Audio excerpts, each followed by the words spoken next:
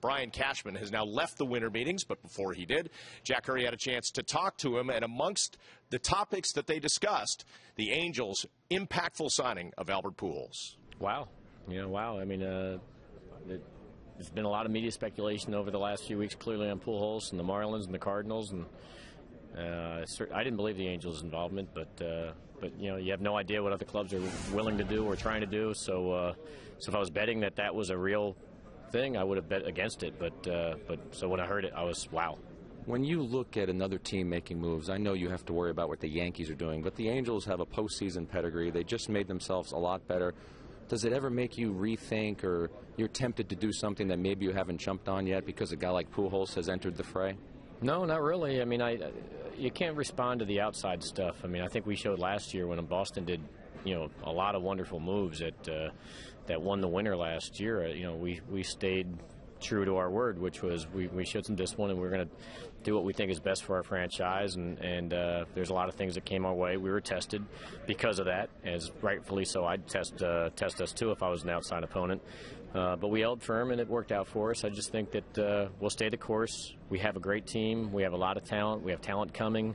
And I think our fans and the outside world see that as well. And, so we'll protect it, we'll cultivate it, and we'll trade it under the right circumstances. Another big-name player from another country, Darvish, has been posted, the Japanese pitcher. What's your reaction to that? Is that something the Yankees would get involved in?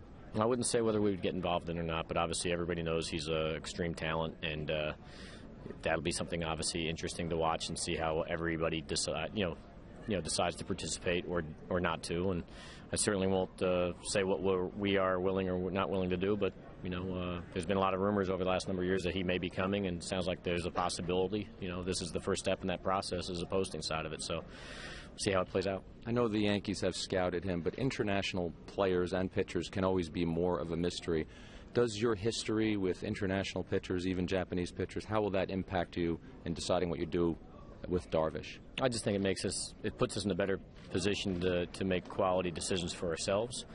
Each individual is different, but I think we've learned about how best to try to analyze and scout and evaluate based on our past experiences, and so I think we're better prepared, in 2011 compared to maybe times past. So.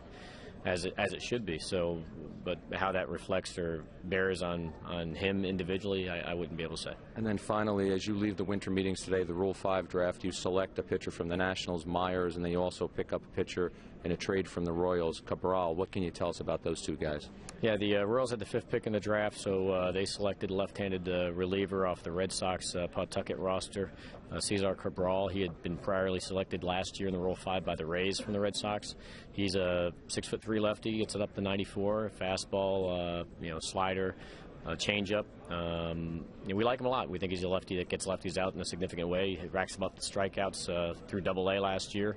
So we're really intrigued to see what we got here with him. And then Brad Myers is a 6'6" right-handed starter from the Nationals with a 4-pitch mix. We kind of project him to take a shot at that long man spot that Noah had, and he's a starter, but that's the role we're focusing on him. So really, both guys would be participating in the bullpen, and Cabral is a potential second lefty with Boone Logan, and Myers is a long man, and we're excited to at least have the opportunity to take him to camp, see what we got. You said you weren't optimistic about getting something in Dallas. You were a man of your word. You're going to be leaving here shortly, and you're going back with the 2 Rule 5 pitchers, but not anything bigger than that.